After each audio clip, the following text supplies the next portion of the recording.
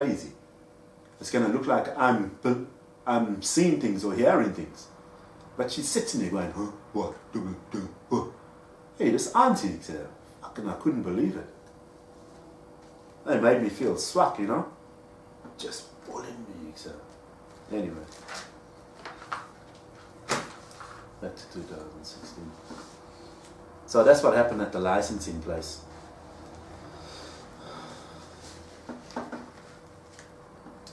Now I started realizing that it's not only the Salvation Army, it's like the government as well, right? All these places I'm going to. All these businesses, the licensing place, the Salvos, the Beacon, the Harry Hunters. Everywhere in town I go, people are looking at me and acting strange and bullying me, walking in my way. You know what I'm saying? I've got to get a hip operation, my hip is sore, but people are not moving out of my way. They're walking in my way. They're making me wait. The guy at the Beacon was walking in my way.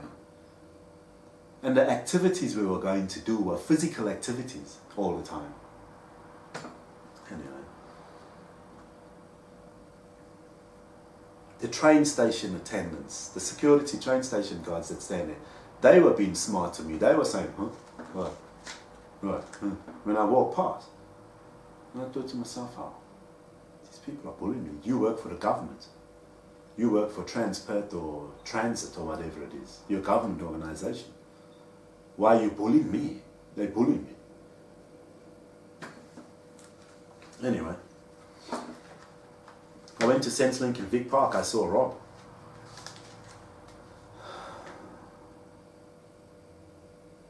He was just there by the car park. I was like, hey, what's up, man? How you going? He's telling me about his life. Now he's progressing in his life.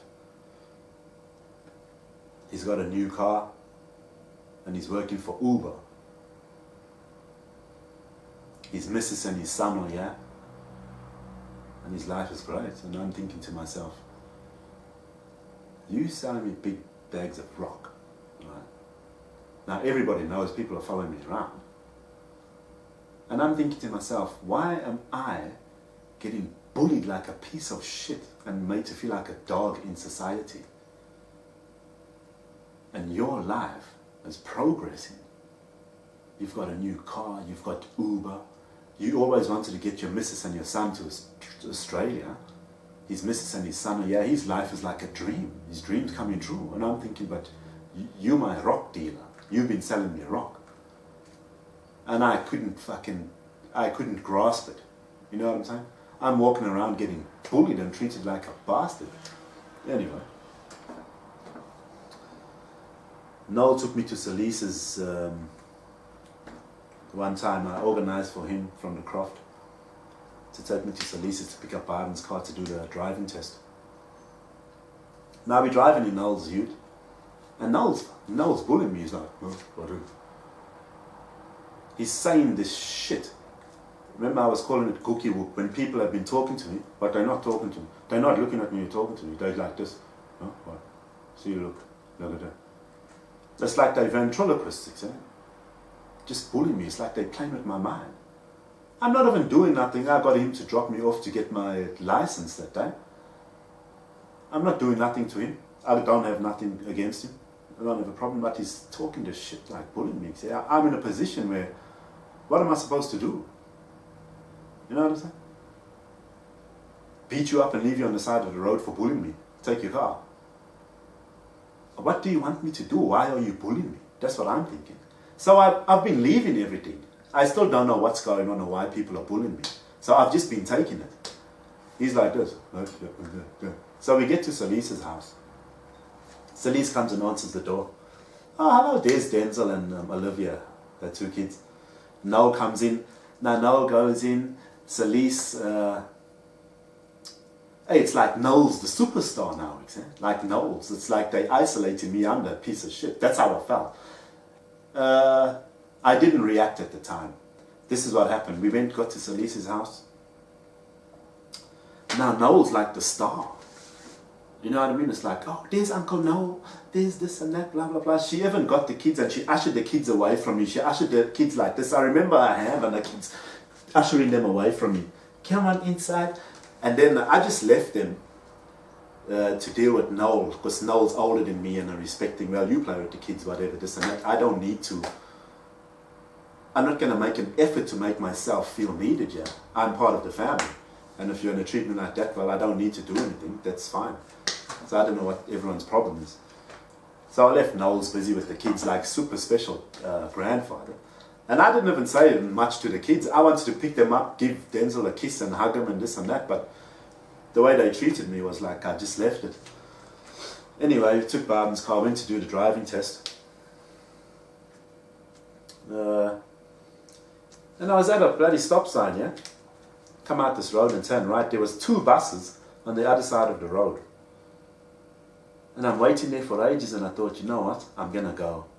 So I drove out, this and that. And as I drove out, I saw a guy in the bus move. The bus driver walk into the driver's seat. So for that, I failed the test, my driving test. And I realized that they had set me up, TRANSPERTH or transit, whoever it is. They were sitting there waiting for me. They wanted me to fail. They were setting me up. They bullied me. They set me up to fail my driving test. You know what I'm saying? Everyone's getting in my way. I don't know why. So I failed a driving test. It cost me some money. And I realized that time that in 2015, when I was catching buses to go somewhere, that the bus drivers were driving like bastards, really rough.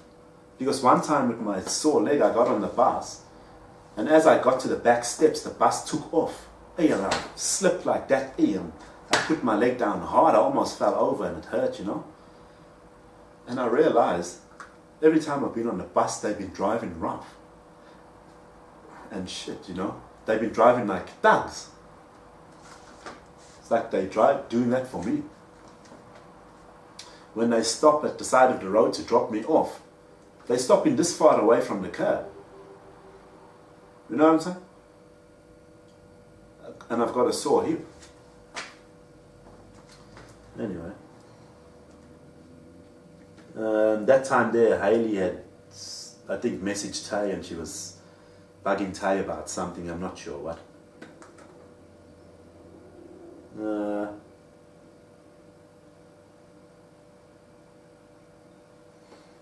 Anyway. See, now I'm not doing anything about Hayley now because I went to see Hayley.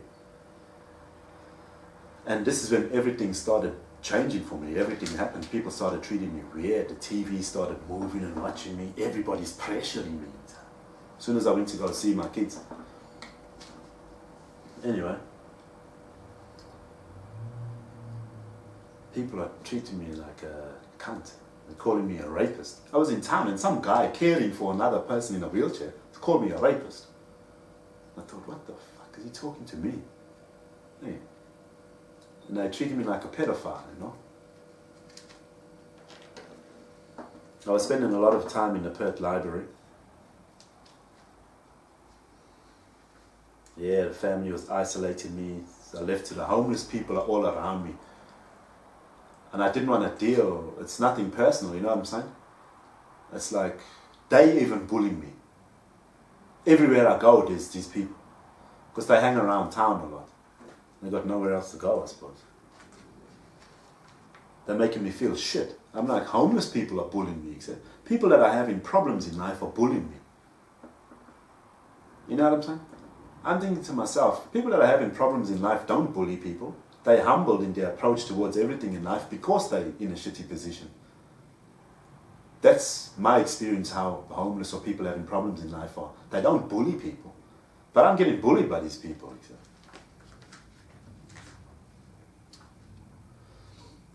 Anyway, I went to Carousel one time with my mum. And I saw a hooker there. Guy I used to know from school days. Sean Thomasson. I was sitting on a bench there next to the fruit and veg store. And I saw him coming. Now people have been doing stuff because I'm around. So I knew that Sean, I'm pretty sure I knew Sean would have seen me. I was sitting on a bench and he came from down that way. He had 2 kids with him. So anyway, I waited, checked if he was going to tune house it. He didn't say nothing, he didn't look at me. But he said, huh? What? He grabbed the trolley, and I heard him, his voice, you know, he's like, huh? What? But he wasn't looking at me, he was doing the same cookie book thing. It's like he's, kind of like he's teasing me or something. But at that time, I didn't know what was going on. He just went like that, huh? What? Pull out the trolley, he's got these kids with him, huh? What? Yeah. Huh? Huh? And then he walked into the shop. I was like, you know, fucking, we've known each other for years. He's pretty cool. Anyway, that happened. I thought that was a bit strange. So these are my friends too. They're acting a little strange. I think people wanted me to think it's me that's having delusions or something. Anyway. I'm still feeling isolated, bullied and alone and confused about what's going on. I don't know what's going on and why. I saw Kerry at Vic Park Shopping Centre there, up here. And she was in a nice little blue jumpsuit. I was like, cool man, I haven't seen you for ages, you know. Like we used to hang out back in the day because she used to go out with my brother.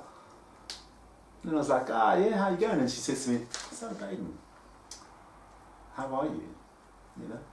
And I was like, yeah, no, I'm good, man, I'm good. I had a big ass beard and shit, looking a bit rough, you know, because there's shit going on in my life and I don't know what it is. Yeah, and so I wanted to get chatting to her. It was great to see her and catch up. I would have liked to catch up with her more. But then her phone rang and she got on the phone like, oh, but da, da, da. And then she said, okay, I'm just going to get this phone call, and then she left. Yeah.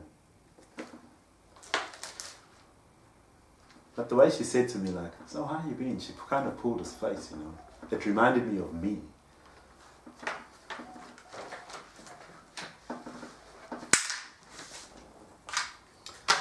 Because my Uncle Patrick used to do that. Yeah, you know. So when Kerry said it to me like that, it reminded me of me acting like my Uncle Patrick, you know. Yeah. Anyway, I'll get back to that later. Anyway, so I'm staying at the Croft now. There's a black guy there. He came in at 300 Hemi. He's with his friends. I used to go up to the car wash place here in Vic Park, and there was a 300 Hemi sitting there. And I felt like they were watching me, you know, because people have been following me around everywhere. I don't know who they are, what the hell they want. Anyway, so this black guy comes to the Croft, comes stomping up the stairs with his big boots on, opens the door, walks in the room, doesn't say hello or anything. I'm sitting on my bed. So now I'm nar with this old because he comes stomping in the house like he owns the joint. You know what I mean? We're in a share house accommodation where you've got to respect other people. You've got to be quiet. He came stomping in like he owns the joint with an attitude. And then he was looking at me and this and that. So I said to him, what's up? What kind, you know? What's up? He said, you got a problem, man. And he's like, I said, what, you got a problem? Then he went downstairs and he started talking with the other housemate out the back there. I came downstairs, I looked at him and went, nah. You know what I'm saying? Like he's trying to intimidate me, trying to make me scared or something. I told him, what kind, man? Oh. Anyway, I went to lunch with my dad and Connie. And one time, we went to Nando's, had some chicken. And anyway, Dad was talking about some car that was following him around, some Commodore in front of us. And he'd done something, he went like, huh? Which I thought was a bit strange. I didn't know what that was all about. I'm not sure what all this thing is about. Anyway, just strange things that are happening to me, people are doing. I don't know what's going on. And then we were driving back to the Croft. And then there was a car like Jimmy's. Jimmy is a guy that used to come to see my wife's mother. It was her boyfriend or mate. So there was a car like his in front of us, went across, and my dad was like, You know, and it's like, I didn't really think much of it. I don't know, it's a car that looked like Jenny's. So it's, maybe they're following me around or whatever, I don't know.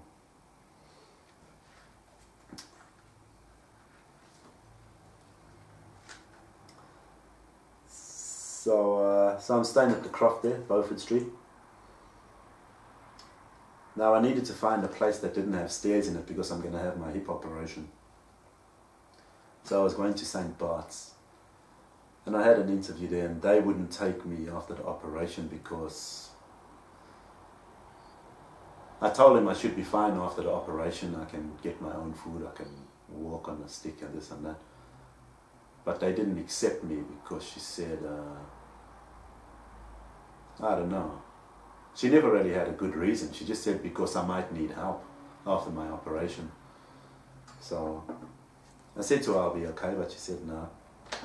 Anyway, I was going to catch the yellow cat bus back into town and I saw a girl walk past. It happened to be Natalie Balding.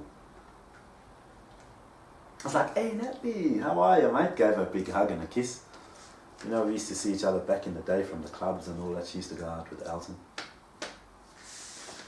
Great girl, Natalie. Yeah. I remember sitting in your car one time next to Exit, looking up on the roof. They had these, I think I told you the story, they had these fluorescent stickers of the sun and the stars and stuff. So I saw Natalie Balding. She walked past me. She didn't notice me. I don't know if she noticed me, but weird things been going on in my life. So I noticed her and I said, hey, what's up, man? How are you going? We had a little chat and she had to go.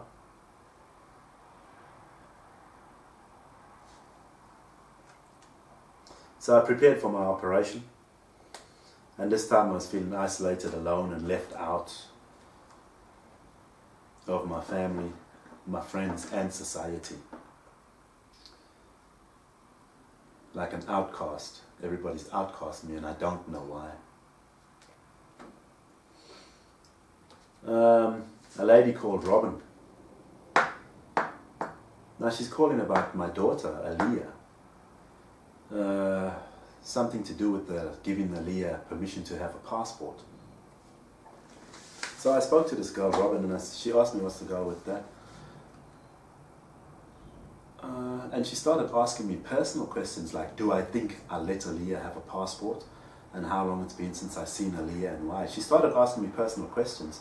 So I said to her, look Robin, I think you're getting a bit personal with me, mate, because this information you don't need to know. This is private, personal information. You don't need to know whether I want to give my daughter a passport or not. You don't need to know when is the last time I saw my daughter. You don't need to know any of my personal business. I'm her father. And it's up to me whether I feel like giving her a passport or not. My reasons are none of your business. So I had to say that to her because she was asking me all these personal questions. Now, I saw this as an opportunity because I haven't seen my wife or my daughter since she left. Well, since she disappeared, I didn't know where they lived. So I hadn't seen my wife since, and my daughter. So I saw this as an opportunity for us to communicate. I didn't have a problem giving my daughter a passport. But this was an opportunity for me now to communicate with my wife and organize for me to see my daughter. It was perfect because I'm on another mission in my life, waiting for my hip operation, get better and then go back to work. So that's the opportunity I saw with this Aaliyah having a passport.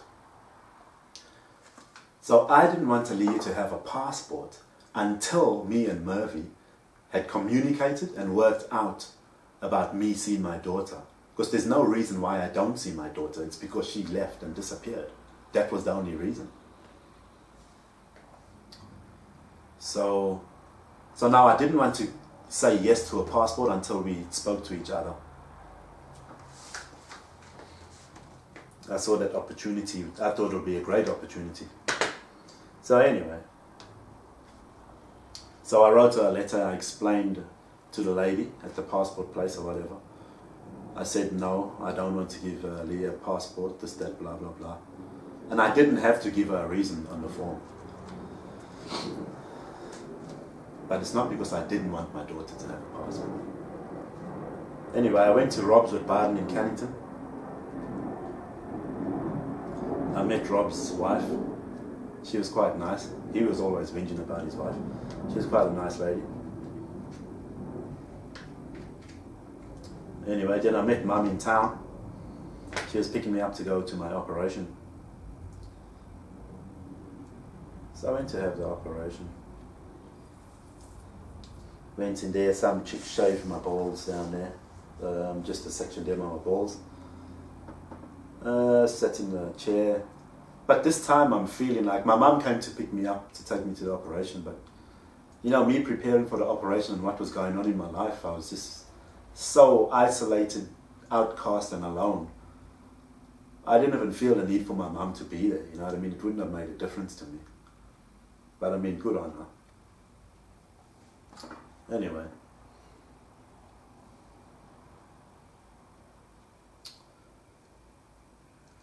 So I went into the operating room for them to give me the anesthetic, and I saw a girl there on her phone. She's playing on her phone. And we had a little chat there. And she had big scars on her arm. And I said to her, what are those scars from? And she said, because she had wings. I think it's from losing a lot of weight, and she had fat on her arms or flab or whatever you want to call it. So we had a little chat. Next minute I knew I was waking up in the bed with my hip replaced. I never even saw the surgeon, Dr. Custer. I never saw the surgeon. So I never saw who was going to operate on me. I just figured it was going to be him.